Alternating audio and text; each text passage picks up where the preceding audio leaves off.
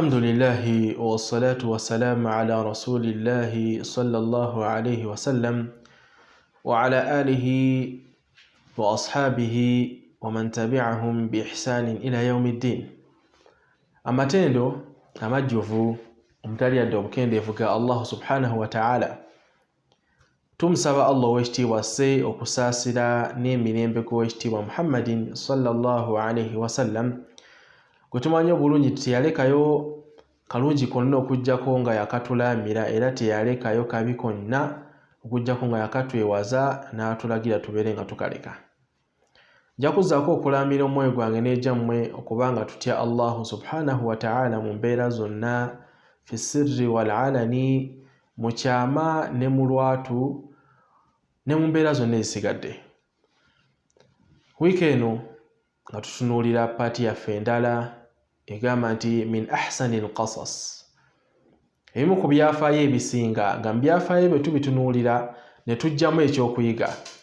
Ebyafaayo bwe tubitunuulira ne tufunamu ekyokuyiga eky'amaanyi, era ebyafaayo bwe tubitunuulira ne tubeera nga tufunamu okwebuulirira. Olunaku olwali tugenda tutunuulira ekyafaayo eky'aba Banu Israel, abaana ba Isirayiri ng'etero bayita, ng'ekyafaayo kitunuulidde al-Baqara, ente, era nga kirabikira mu suratu al-Baqara, essura ey'ente emanyikiddwa esangibwa mu Qur'an. Mwana watu kiba kya nnaku okubuuza omusiraamu nti suratu al-Baqara sura ya nnamba yakumeka, oba sura eyo egwa wa mu Qur'an. Kiba kya nnaku nnyo okubuuza nga tomanyi ng'oli musiraamu, oba ne bakubuuza nti sura era aya mmeka ng'oli musiraamu ddala n'oba nga tomanyi, oba sura erimu ejjuzu mmeka, ekavalinga ejjuzu mmeka, mutuufu n'oba nga tomanyi, kiba kikwasiza ddala ennaku. Nawe baganda bange abalungi, nga tutambula biidhnillahi subhanahu wa ta'ala, suratul Baqara sura ya 2 mu Qur'an, esookera ddala eyitibwa suratul Fatiha. Kati ey'okubiri gye tugenda okujjamu ekyafaayo kyaffe bakiyita suratul Baqara, ya namba 2 mu Qur'an.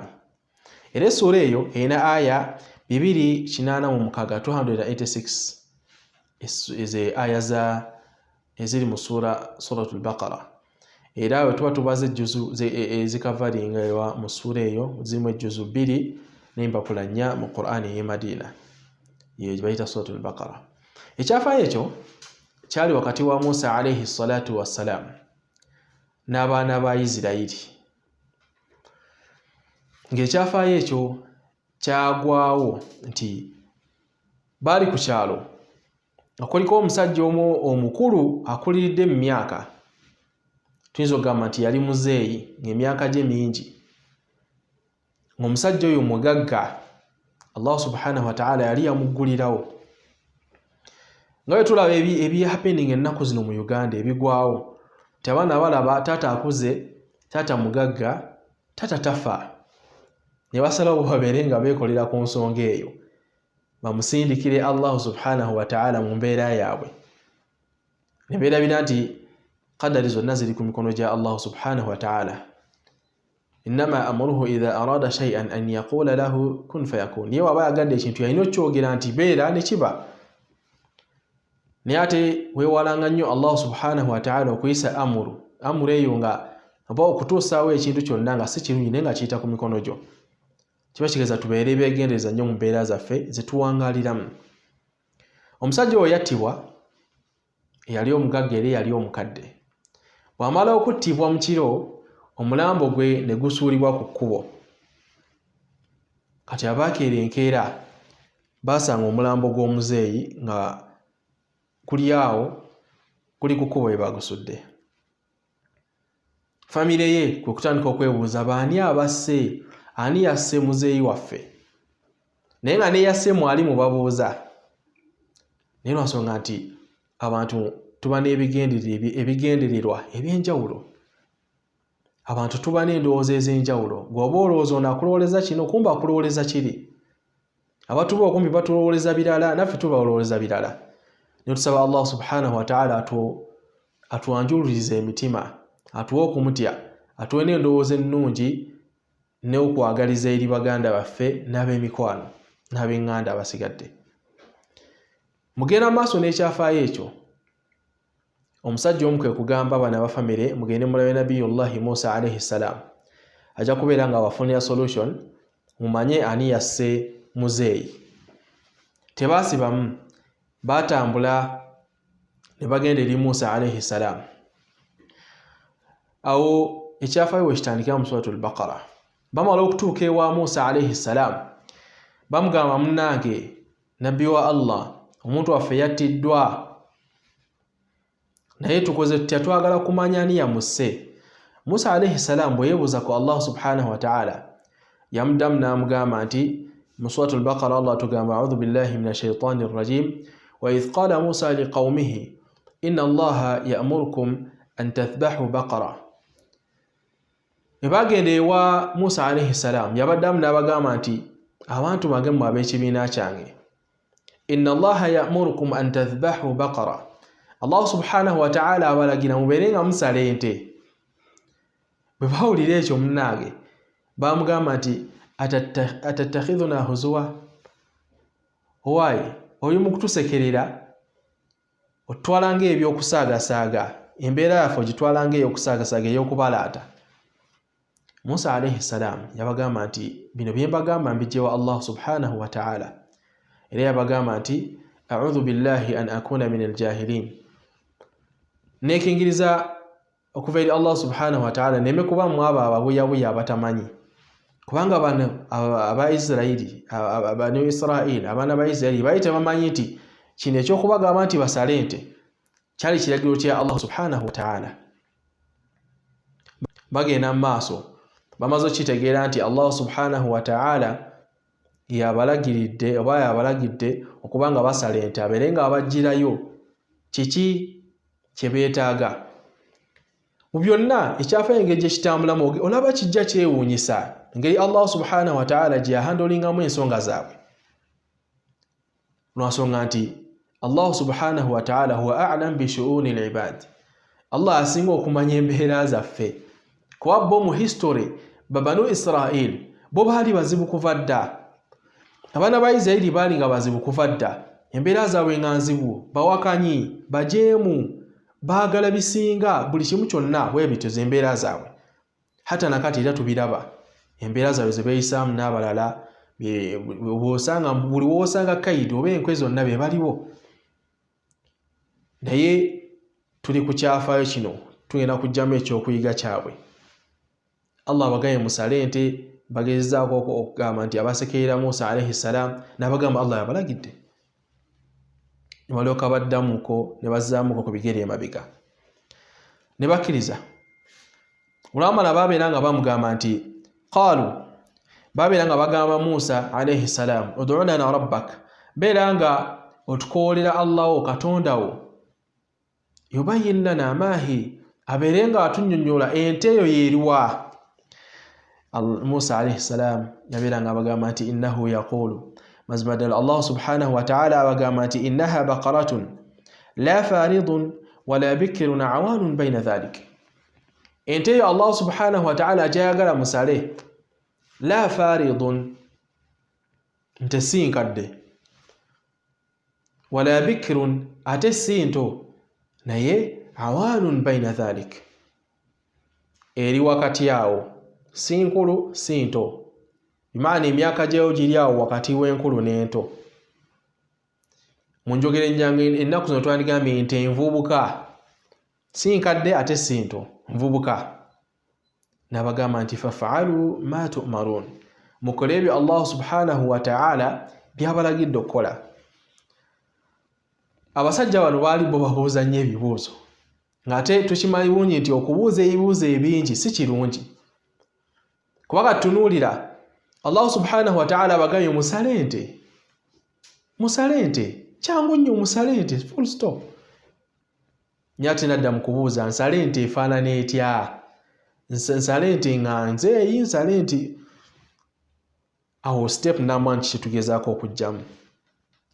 Tobanga oweebeddwa assignment yonna oba omulimu oba ekintu kyonna kyonna ekyokukola, mukamawo n'agamba, muzaddewo n'agamba, munno n'agamba nti kola kino nga kiri specific. Ate gwe tutandika kuteeka mu magezi go nti ndeeta ekifaanana bwe kiti oba bwe kiti. Okole ki kye bakulagidde. Naam? Fumba emmere mathalan. Hamza genda ofumba emmere n'odda mu kubuuza. Olwedde emmere eriwo waliwo piraawo. Bagenda genda ofumba omuceere. Kati gwe n'odda mu kwekaluubiriza. Osobola ofumba piraawo, osobola ofumba omuceere omweru. Ne gamba genda mu bondi ogule emmotoka. Genda ogule emmotoka n'enkuwa ssente. Gaze nkuwadde milioni 10. Genda ogule emmotoka. Kati tuyinza tunya emmotoka kiba kigeneralizinze. Ne gamba genda ogule emmotoka. Which means sikuwadde nti genda ogule emmotoka eno n'eno oba bweti. We genda ogule emmotoka. Kati okwekalubiriza kujjira wa mu bulamu. Tuga bulwogezaako okwefuula nti gwe buli kimu okibuuzaako oba weekalubiriza gwe kennyini gwe nga gwe. Gwe bagamba nti kola kino gwe wowe olina okukikola wejjako obuvunaanyizibwa. Naye buli weefuula omugezi nti gwe buli kimu kyonna okibuuzeeko. Ngule emmotoka kika ki? Ngule Alfaadi, ngule Rawumu oba ngule Spasio. Genda ogule emmotoka. Nfumbe muceere ki? Nfumbe piraawo, nfumbe mweru. Genda ofumbe omuceere. Saala. Ate nsaale subuhi, nsaale dhuhuri, asiri oba nsaale ki? Gwe saala. Gukola kye bagambye okukola, ebbanga limala nti bakigambye nga bakipakeginze tebakibikudde nti gule emmotoka efaanana bweti, yakala bweti, no. So kitwagadde okufunamu kyekyo mu bulamu, gezezaako okukireetinga n'obulamu bwe tuwangaaliramu. Naye Banu Israel bano Allah subhanahu wa ta'ala abagaye musale ente. Kati wuli abatandika okwekalubiriza. Bagaya Musa alayhi salam, tuwulire ente, specifications z'ente, ente efaanana etya? Allah subhanahu wa ta'ala kyava bagamba nti la faridun, ente si nkadde, wala bikirun, ate si nto, naye awaanun bayna dhalik. Egenda kubeera wakati awo, si nkadde si nto. Nabagamba nti fafaalu ma tu'marun, mukole ebyo ebibalagiddwa okubanga mukola. Imaana mutuukirize ebyo specifications ezibawadde ku nte eyo. Tebaatula nfo kyogenda banoonye ente eri mu makkati awo basale, kubanga Allah bwe yabawanga z'embeera zaabwe zaali nzibu. Ne bakomawo ewa Musa alayhi salam ne bamugamba nti ud'u lana rabbaka yubayyin lana ma lawnuha. Owaye Musa, etuwulidde ente gye baagala, naye kakati tunnyonnyole ente eyo efaanana etya? Kala yaayo, ebbala lyayo lifaanana litya? Kwali tujja kugamba ente teziba mu langi, ziba n'amabala. Ebbala ly'ente eyo lifaanana litya? Musa alayhi salatu wassalam era ekibuuzo yakizeeyo wa Allah subhanahu wa ta'ala. Allah n'abannyonnyola n'abagamba nti musale ente eyo nga lawnuha safra, ejjabba n'erangi ya red. Kati wulira anti babuuza ebibuuzo bingi, naye Allah n'abateerawo ekinaabalumya emitwe badde mu layini bategeere. Safra, ente ya red gye twagala. Faqi'u lawnuha tasurru an-nazirin, ebbala lyayo nga linyirivu, nga lisanyusa abalabi. Kati ne batandika ottakula emitwe, ne banoonya ente n'ebabula. Era badde wa Musa alayhi salam ne bamugamba inna al-baqara tashabaha alayna, ente eziriwo zonna zifaanagana, eyiwe teyeetubuze. Beera nga otunnyonnyola, yongera otunnyonnyola specifications zye ziri ku nte eyo. Musa alayhi salatu wassalam n'addayo wa Allah subhanahu wa ta'ala n'amugamba nti bagambe nti ente eyo terina kubanga la dhalulun tuthiru al-ardha wa la tasqi al-hartha musallama la shiyata fiha. Ente terina kubanga nnimi terimisibwa, ate ente eyo terina kubanga ekozesebwa kuggyayo mazzi kufukirira.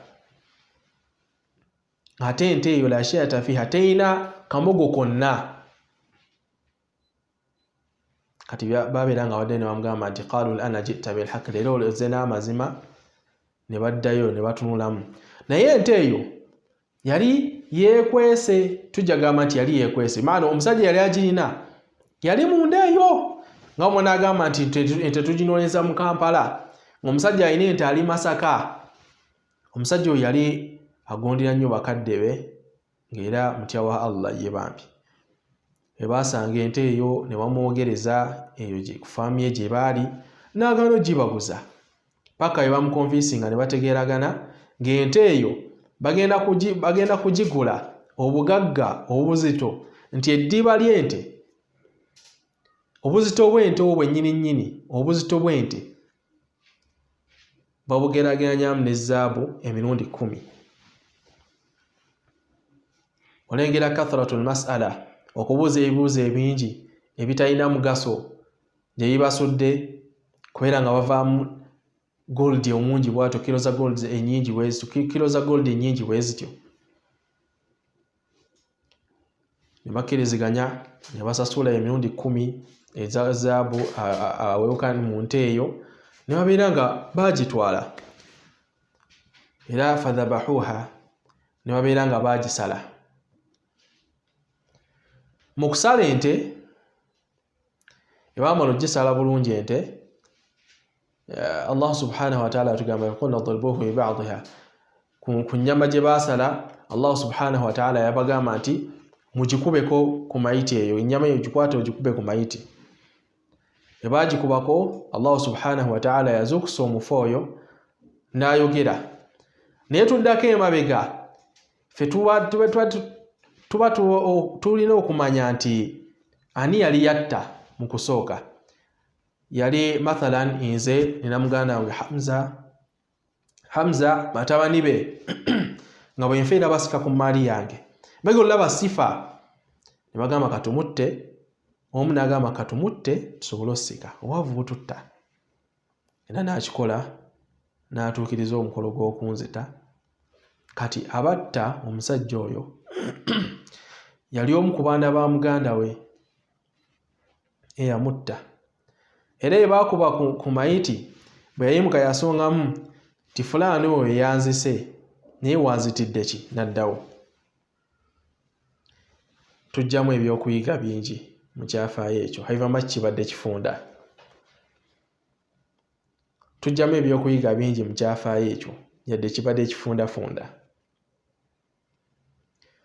Bwe tugenda mu maaso musajja ayimusa asonze mooli nti oyo yanzise ebyaddako insha Allah byo tujja biraba bi'idhnillahi subhanahu wa ta'ala. Naye kibadde twagalamu nti baamaane bamutegeera naye the due process wano wonna mu kumanya ani yatta twagala tumanye lwaki Allah subhanahu wa ta'ala yarattaba embeera eyo bw'atyo. Kubanga tumanye Allah subhanahu wa ta'ala ye ensonga zazireeta bitadarruj zijja zigoberegana mpola mpola okusinziira ku busobozi bwaffe tusobola okukwatirira. Abasajja Abayisirayiri abo bo bamanyikiddwa nti bo baali basajja bazibuzibu kuva dda nakati bakyali bazibu. Ababamanyi babamanyi abatabamanyi bajja banoonyerezaako bamanye obuzibu bwabwe bwe buti. Allah subhanahu wa ta'ala yali agala balaga yali agala in fact kulaga ffe abaliddawo nti abantu abo tebaali bangu. Yali agala Allah subhanahu wa ta'ala kutulaga nti Abayisirayiri bo kuva dda baali bazibuzibu. Utuyiraba ekyafaayo ky'emmeeza mu suratul Maida oba ekyafaayo ky'ekijjulo naye tujja kiraba bi'idhnillah era kyogera ku basajja be bamu nti Allah subhanahu wa ta'ala yabawanga favors yabawanga ebirungi yabataasa okuva e Masr ng'ekyafaayo we twakira emabega Sheikh Sufyan Abbas ng'akisomesa naye still basigala si basiimu basigala embeera zaabwe zeezo ne bajja ne basinza akatemfo kya Allah n'ebisigadde byonna. Kati Allah abawadde ekintu kyangu nnyo musale ente mujjewo ekizibu kyammwe kiri mutegeere ani asse. Era ne mbuuza nti efaanana etya nnene ntini nkadde nzeeyi nkadde oba nto kala ki n'ebisigadde bwe bityo paka bye baalemerera Allah n'abateerawo nti wa inna insha Allahu la muhtadun. Allah anaaba yagadde tujja kugizuula naye bakubanga tebayongerako ako nti wa inna insha Allahu la muhtadun tebandigisanze era tebandifunye ansa ku kye babuuza. Ekyokera ddala kye tuyiga nti mu byonna byonna tubanga tukola tetwerabiranga kigambo insha Allah. kigambo kikulu nnyo. Bwe byonna bye tuba tukola tetwerabiranga kigambo insha Allah bye tukola.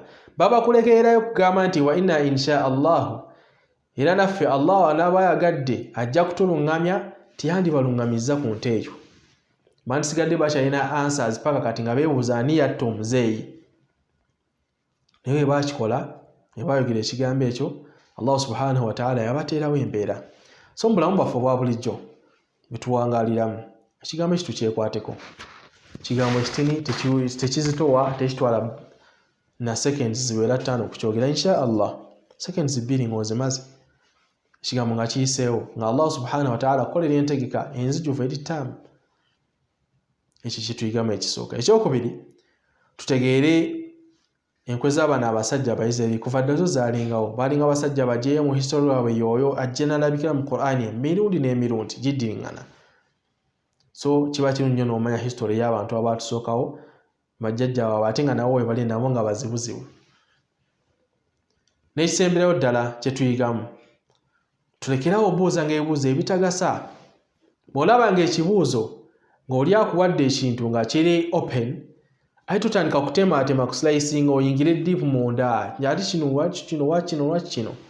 Ebiseera ebimu kitumalira okulaba olabye ekintu kungulu n'omanya ekiri munda. Oba kikumalira omaliza okulaba ti kino kye kyetaagisa n'okikomyawo n'ogamba bismillah n'okola ekirina okukolebwa.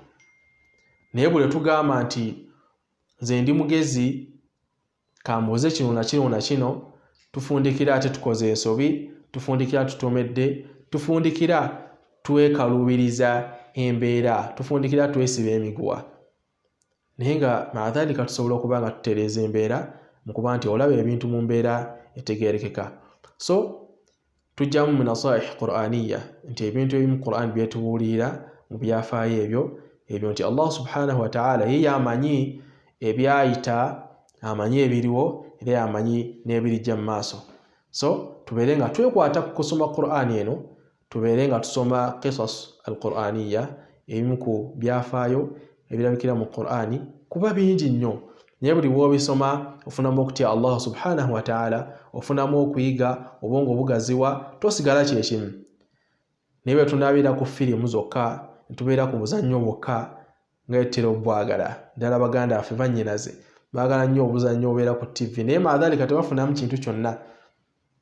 Jasi bafunamu kulumwa mitwe, simanyi ki ekiddako, bafunamu kwonooneka abaana baffe abawala, byakwagala ebiwe ebityo ebitategeerekeka. Naye nga yandibadde ayiga mu bino ebyafaayo n'abeera ng'akola ta'liq n'obulamu bwe tutambuliramu kati. N'omanya ntambudde ntya mu bulamu ng'osinzidde ku kyafaayo kiri, kuba byonna bijja ne bifundikira obulamu bwe tuwangaaliramu, kubanga tewali kipya. Byonna bye tuwangaaliramu babiwangaaliramu habiba machine tatawuru teyenkanankana, civilization yeyawukana yokka, naye ebisigadde byonna bifaanagana. Okuggyako ekikwasa ennaku nti ate ffe tuyongera kuba worse and worse, tuyongera kuba bubi buli lukya. Alaka yaffe ne Allah subhanahu wa ta'ala yeyongera kutukawo. So okunyweza enkwatagana eyo n'okussa okutya Allah mu baana baffe, ebyafaayo bino bibanyumira, bwe tuba tebibanyumiza babinyumirwa ne baba attentive ate ne bayigamu nti kigenda mukuliramu kuva mu buto ng'akimanyi nti okubuuzabuuza nnyo ebibuuzo ebitalina makulu si kirungi. Nebifaanana bwe bityo biidhnillahi subhanahu wa ta'ala. Nabwe kityo baganda bange abalungi, tujja kubeera nga ffenna insha Allah min ahsani al-qasas ku programu yaffe oba ku kaseri kano akagamba nti min ahsani al-qasas, ebimu ku byafaayo ebisinga nga tujjamu okwebulirira, tujjamu okuyiga, tujjamu okubeera nti twesiima obulamu buno, aye ne tujjamu n'okuba tutya Allah subhanahu wa ta'ala. Nsigadde ne muganda mmwe Muhammad Sulaiti Kalanzi. Assalamu alaikum wa rahmatullahi wa barakatuh.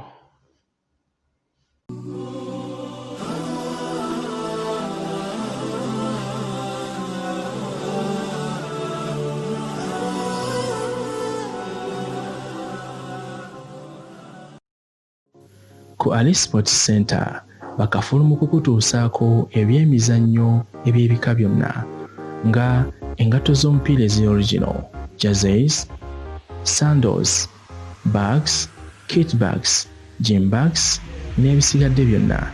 Tusangibwa ku Johnson Street Titanic Plaza, edduuka namba TD08. Ayagadde okumanya ebisingawo tukubireko ku namba zino wammanga 0700 119 384 oba 0772 394 608 oba 0754 746 594. Tutuukirire tukutuuseeko ebisinga wano ku Ali Sports Center.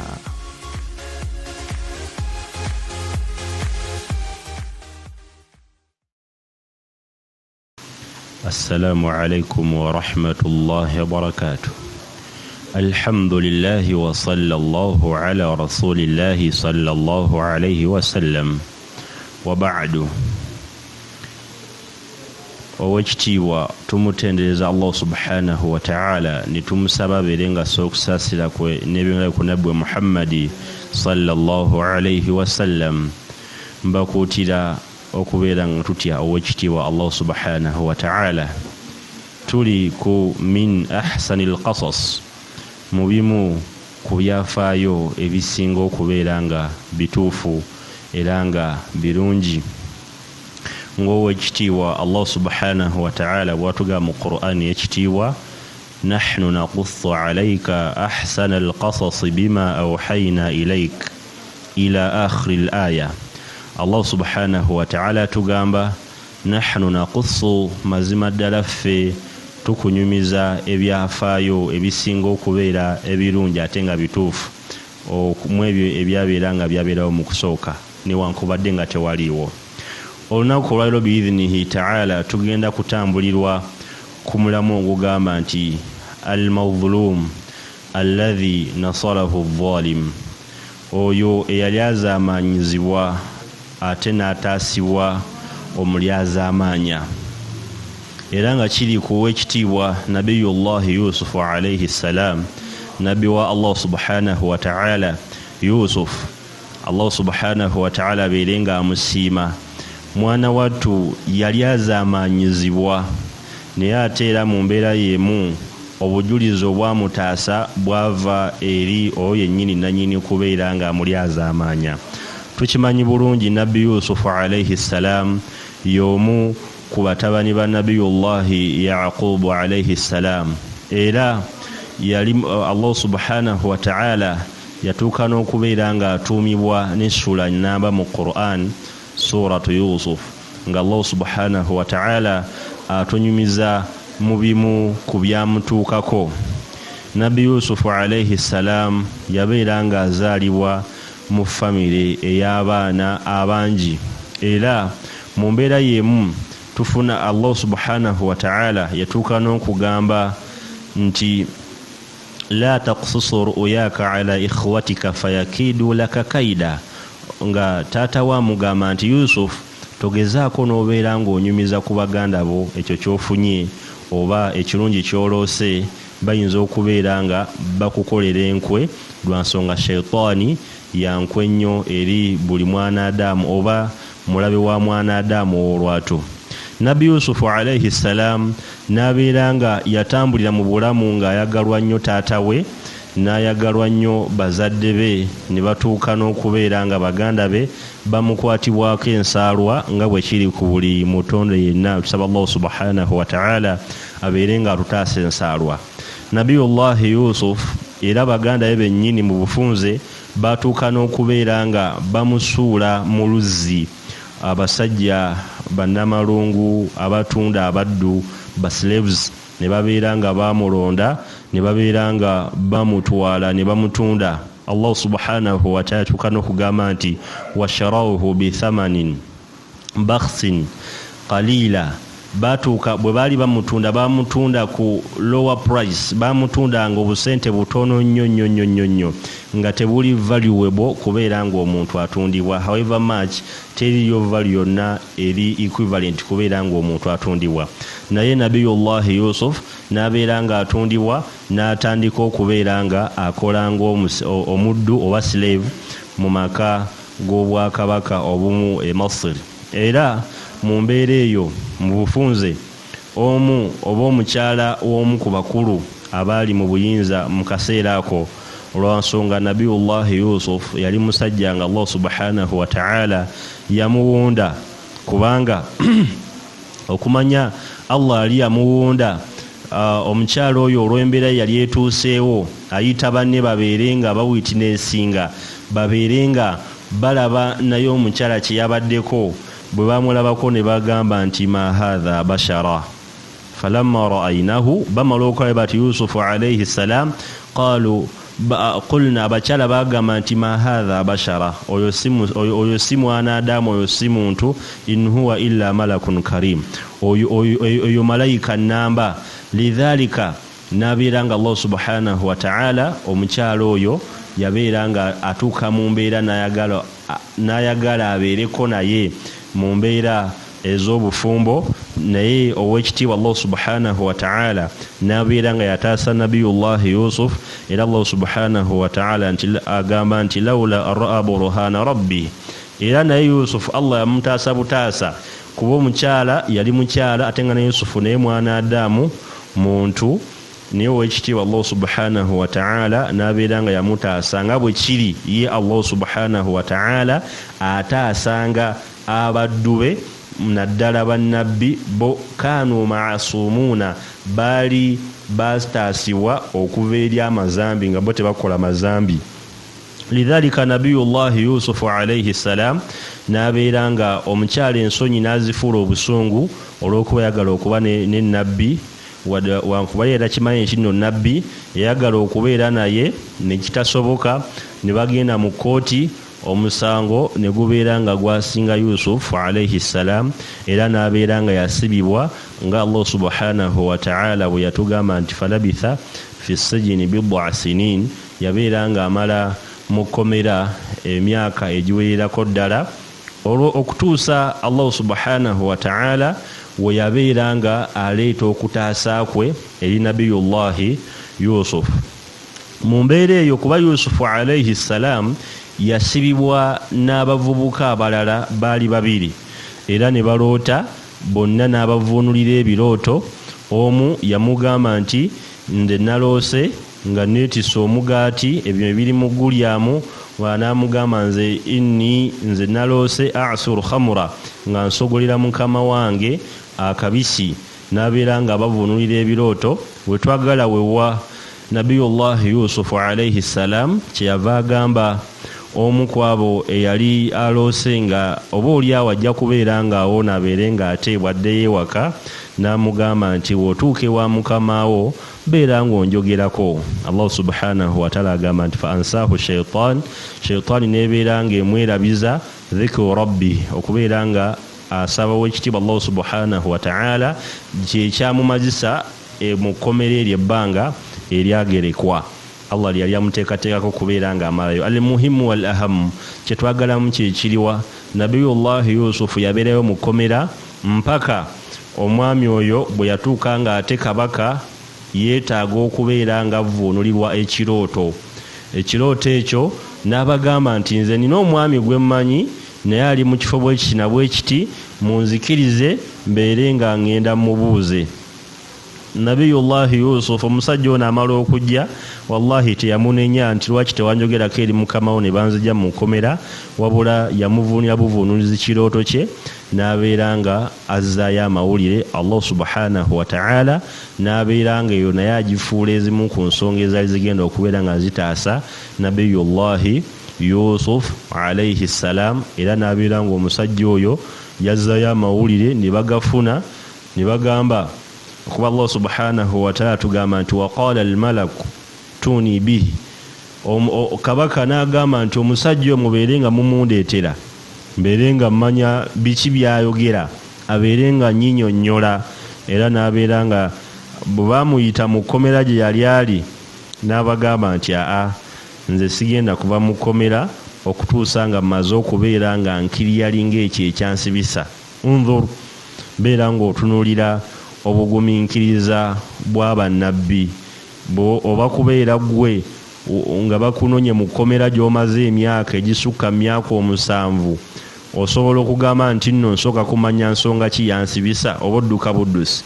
Naye nabiyullahi Yusuf yabagamba nti nze nsooka kumanya nsonga ki eyandeesa mu kkomera era etuuseewa, kubanga yasibibwa nga bagamba nti nno yarepinze oba yabadde n'omukyala w'omukungu mu mbeera ez'obufumbo.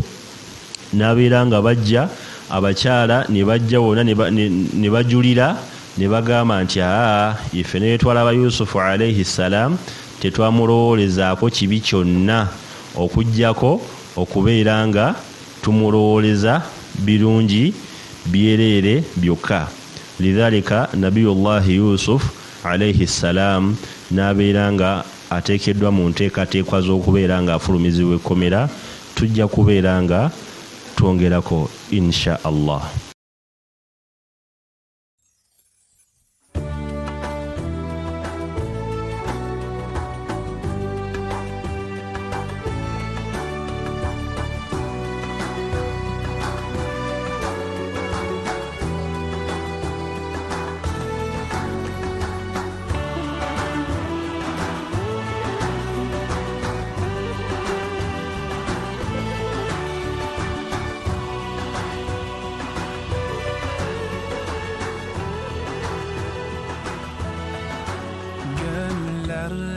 Hasretin var, yürekler aşkınla çarpar.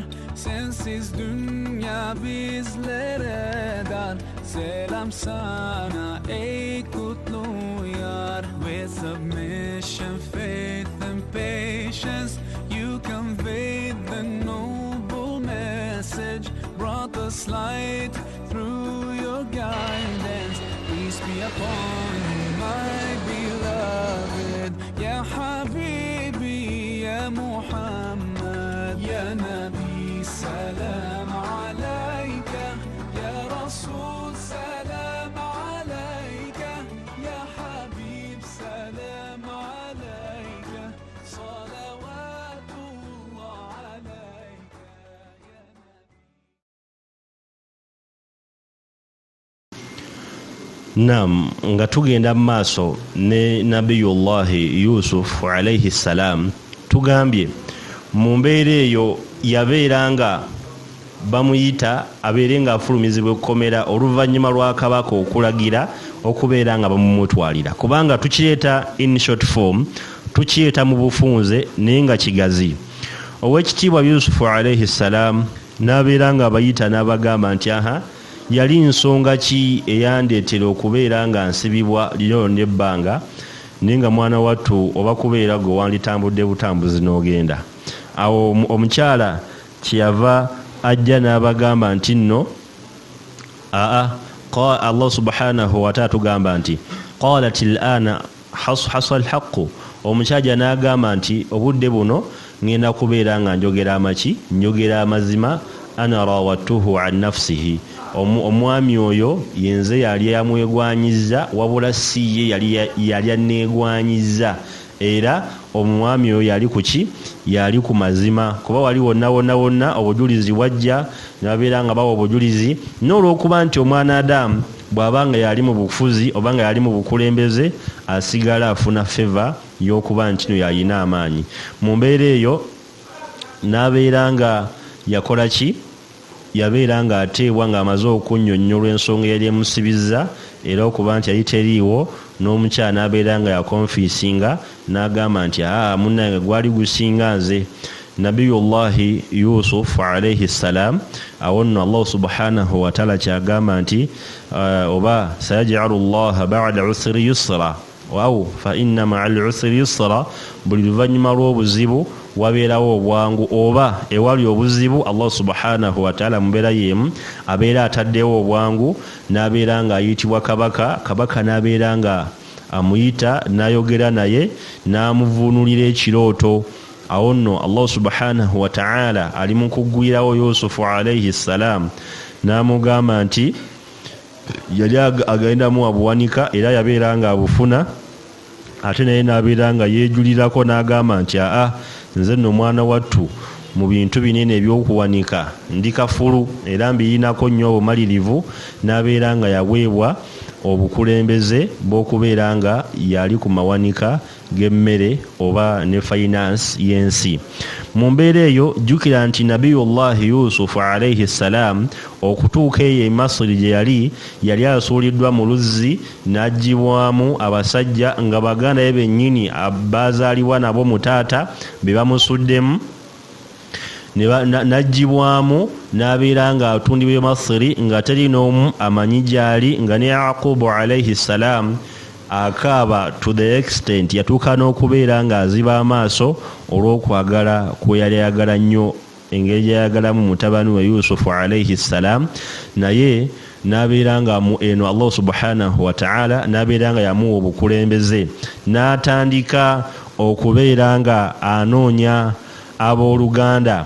Ndaba Allah subhanahu wa ta'ala kiri ekirooto kye yabeera nga avvuunulira oli omwami eyakomawo okubeera nga amuggyako ekirooto kabaka alyoka amuyite. Ndaba Allah wabeera nga akituukiriza, enjala ani amuwadde akatebe we yajjira n'abeera nga akola ki, n'abeera nga yali mu kontro y'emmere, nga buli afuna emmere ayina sooka kubeera nga asayininga wuwe, oba wano gwe tuyita Minister of Foods akola ku by'emmere oba ku by'endya.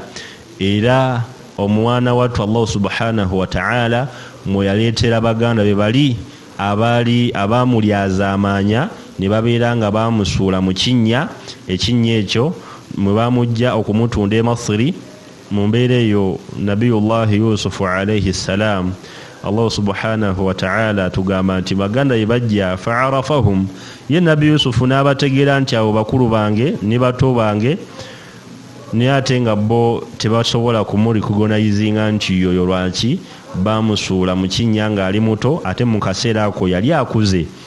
N'abeera nga yabakozesa bye yali ayeetaaga n'abawa emmere, akaseera ako yabawa mmere jasi gye basobola kubeera nga basavaivinga, naye n'abagamba nti in fact Allah subhanahu wa ta'ala tugamba nti munia minna al-kail, baddayo eri kitaabwe ne bamugamba nti munnange tutuuse naye batummye emmere gye tuba tukimye, fa arsil ma'ana akhana, tusindike ne muto waffe oyo abeere nga omusajja oli ali ku sitowa yagambye bulutagana ono muto waffe tetugenda kubeera nga tufuna emmere. Nabiyullahi Yaqubu kyava bagamba nti abange mbeere nga mbeesiga, mbeere nga mbakwasa obwesigwa nga bwe nabubateekamu ku muganda wa Mawli Yusuf, ne mubeera nga mwakola embeera y'okuba nti no yambulako n'abanga aganye, naye yamaliriza akkiriza olw'ensonga baali beetaaga okubeera nga bafuna ekyokulya ewaka. Mu bufunze ne babeera nga bajja naye, era bamala otuuka bali mu kupima bapima Yusufu alayhi salam n'akwata ekipima n'akiteeka mu mmere ono omuto gye yali agenda okwetera, kuba oli yali muganda we mu maama ne taata, omuto yali agenda okubeera nga yeetikka, n'abeera nga yagiteekamu ekipima. Baba batambuddeko ka distance katono nnyo, ne bagamba nti mukomeewo, waliwo ekibbiddwa, omukulu kyapimisa tetukirabako. Ne baaza nibananga bakulu bagamba nti maji'ina linufsida fil ardi wama kunna sariqin, ffe twaze kubeera nga twonoona yale tuli babbi.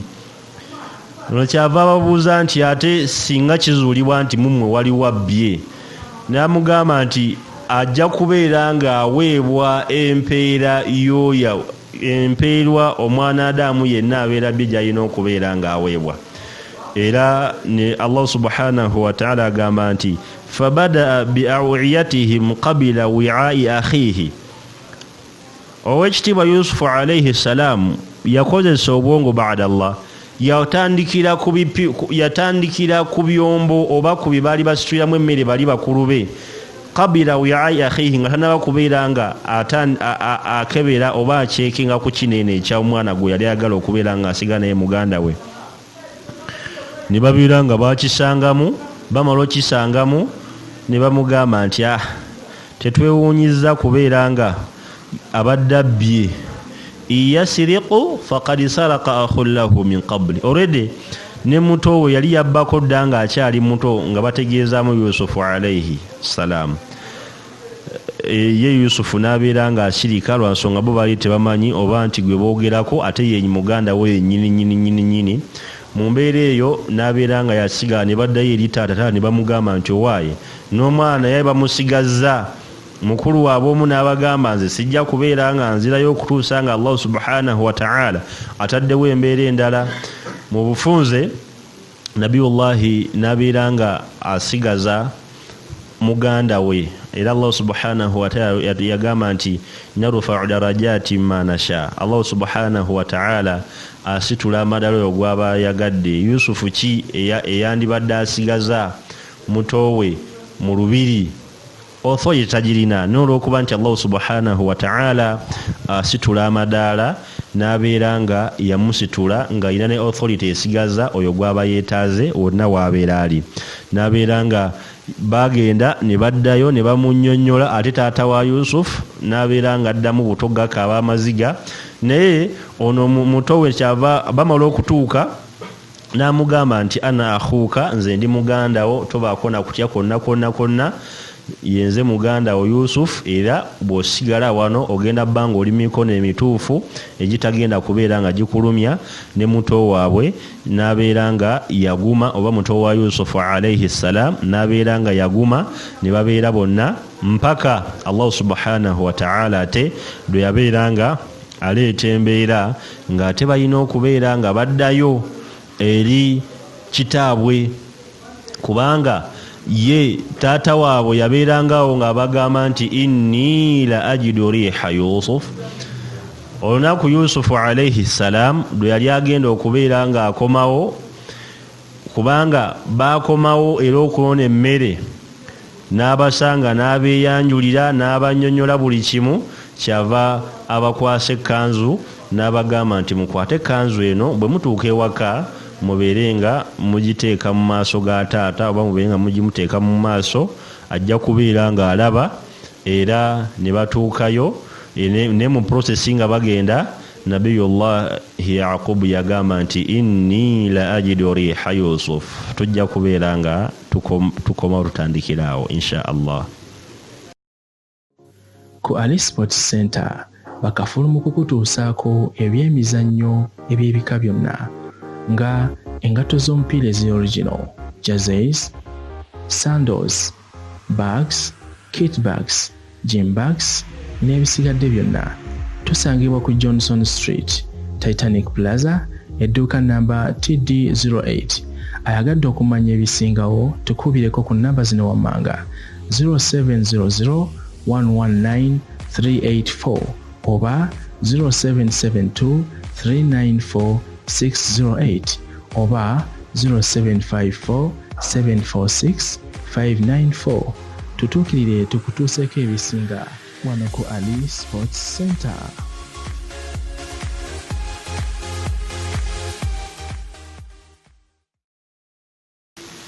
Naam, nga tugenda mu maaso ne Nabiyullahi Yusufu alayhi salaam amala okusindika bakulu be ne bato be, ne bajja ne babeera nga baleeta ekkanzu mu maaso ga taata, era ye yabagamba inni la ajidu riha Yusuf. Mazima ze mpulira perfume ya Yusuf oba mpulira akawoowo kwe. Mujjukire nti bannabbi ne nabbi waffe Muhammadu sallallahu alayhi wasallam yalina perfume ng'eri nakyo, naye mu mbeera eyo ne bamugamba nti gw'oli ku ndowooza y'ekikadde, era ne babeera nga bajja abaana ne bamunnyonnyola. Mu mbeera eyo ne babeera nga basula famire yonna ne bagitwala e Masr, nebeera nga ebeera eyo ne basonyiwagana, ne babeera mu nteesaganya era nga abooluganda n'abazadde. Naye ekigendwa kyaffe mu mulamwa gwaffe guno eno ogwa ahsanul qasas, ebyafaayo ebisinga okubeera ebituufu ebirungi, nga Allah subhanahu wa ta'ala yatugamba nti nahnu naqussu alayka ahsana alqasas bima awhayna ilayka. Tukunyumiza ebyafaayo ebisinga okubeera nga bituufu. nabiyullahi yusuf alayhi salam tumufunamu ebyokuyiga bingi nga bwe twagambye nti almazlumu alladhi nasarahu alzalim oyo eyali azaamanyizibwa ate nabeera nga ataasibwa omuli azaamanya nti yusufu alayhi salam yali azaamanyizibwa okuva eri mu batoobe oba mu bakulu be ne bamulyazaamanya ne bamusuula mu kinnya ne babeera nga bamugjayo n'agenda mu kkomera n'agenda amaka gye yagenda ne babeera nga bamusiba olw'okuba nti no yabadde n'omukyala ekitali kituufu naye omukyala yennyini ye yabeera ngawo obujulizi nga bwe twalabye yagamba Allah subhanahu wa ta'ala tugamba nti qalat imra'atul aziz mukyala wo w'ekitiibwa yagamba al'ana hasa alhaqqu obudde buno njogera amazima ana rawattuhu yenze nannyini kubeera nga amwegomba wabula omuvubuka si yakikoze era yeye mutuufu n'abeera nga ataasibwa era mu bye tufuna mu kyafayo kino ekirungi nabiyullahi yusuf alayhi salam yabeera nga teyateekawo bukyayi wakati we n'ab'eŋŋanda ze olw'embeera gye baamuteekamu nti omuntu wabeera akunyiizizza atereka kubeera nga osigawo bukyayi obutakoma mu mbeera y'emu abazadde bankizo era balina engeri gye balowoozaamu ey'enjawulo okusingako ate ffe abatali bazadde oba omuzadde eri omwana we amulowooleza bingi kuba taata wa yusufu alayhi salam yabagamba nti nze nga ntidde okubeera nga mbasindika okulunda embuzi ne mutabani wange ne bamugamba nti taata omwana tujja kumukuuma naye yali takimanyi naye yakifiiringa era mpaka lwe babeera nga bakituukiriza ne bamugamba nti inna dhahabna twagenze ne yusuf okulunda fa akalahu dhibe omusege ne gumulya naye nga baali balimba era mu mbeera y'emu ow'ekitiibwa Allah subhanahu wa ta'ala mu bimu kwe tufuna mu kyafaayo ekyo omwana Adamu ng'oli muzadde si kirungi kubeera nga olaga abaana bo nti osinga kwagala gundi oba osinga kwagala gundi lwa nsonga abaana abo bajja kubeera nga bafunamu okukyawagana era kiringa omuzadde bw'anaakwata ebyobugagga n'abeera nga agabirako abamu n'atabagabira kibeera nga kiteekawo okukyawagana wakati w'abaana era mu mbeera y'emu omwana Adamu ebbanga lyonna oba oli mu mbeera embi gy'olaba nti ng'oli mu mbeera mbi beera munywevu era obeere ng'okimanyi nti ow'ekitiibwa Allahu subhanahu wa ta'ala agenda kubeera ng'agikuggyamu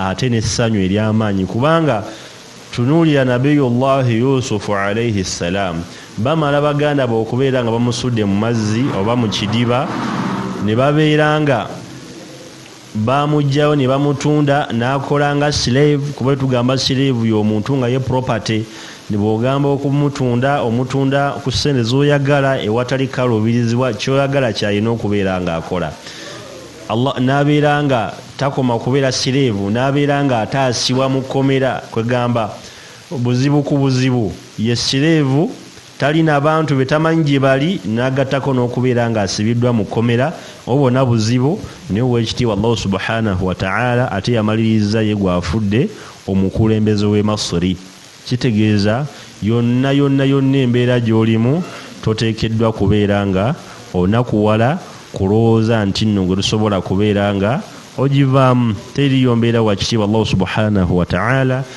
gye yatuteekerateekera mu bulamu nga yakubeerawo lubeera na lubeerera era mu kyafayo kyennyini ekyo kubanga nabiyullahi yusufu alayhi salam omwana Adamu yenna abeere ng'akimanya buli w'obeeribeerako Allah ng'alina waakutuusiza mu bulamu ekintu ekisookerwako baŋŋanda zo bana ab'emikwano bajja luvannyuma naye owooluganda nsonga nkulu nnyo gwe tulaba nabiyullahi Musa alayhi salam Allah subhanahu wa ta'ala aba amutuma eri Firauna Nabi Musa yamugamba nti Haruna akhi Haruna muganda wange nebeera ng'omumpanga kiyambi mu bufunze Nabi Musa alayhi salam yasabira muganda we wa nabbi wakadhalika nabiyullahi Yusuf yabeeranga akoowoola abantu be ne babeera nga bava eri ewaali embeera etali nnungi,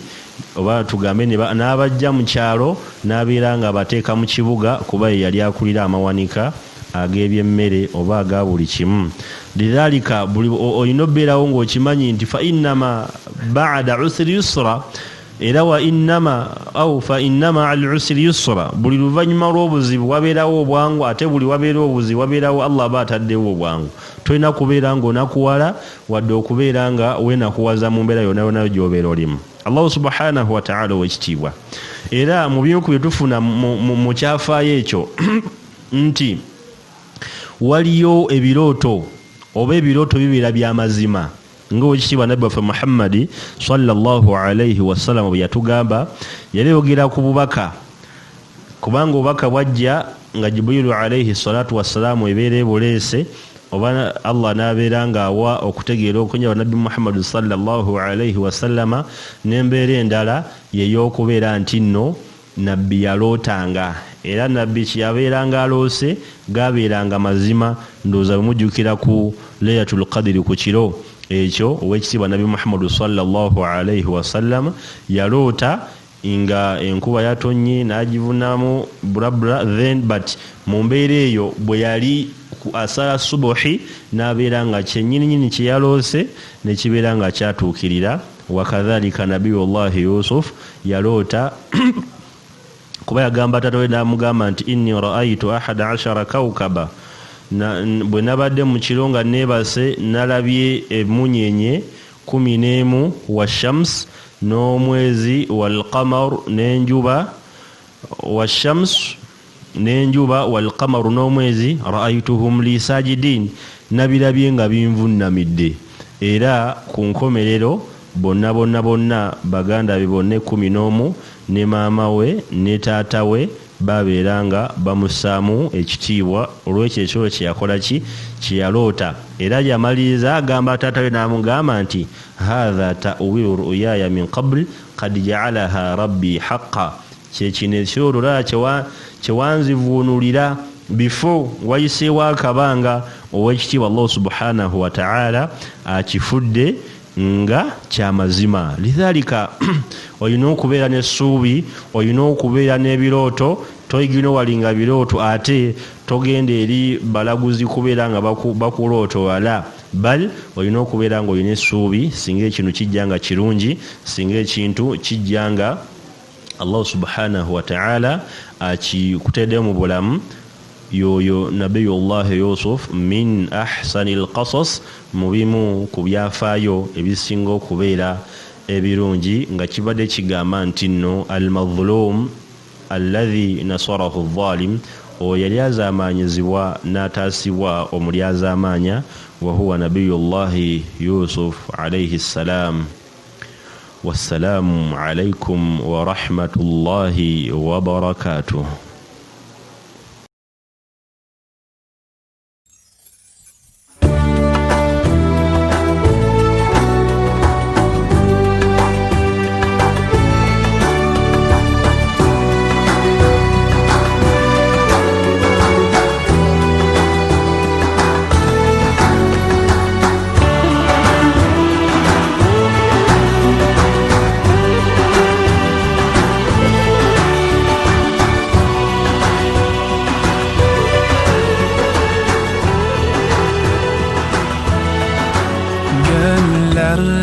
Hasretin var, yürekler aşkınla çarpar.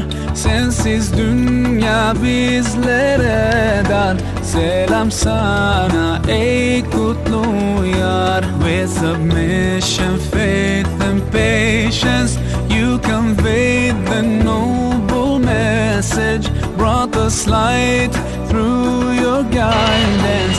Peace be upon my beloved, Ya Habibi, Ya Muhammad, Ya Nabi, salam alayka, Ya Rasul, salam alayka, Ya Habib, salam alayka, salawatullah alayka, Ya Nabi.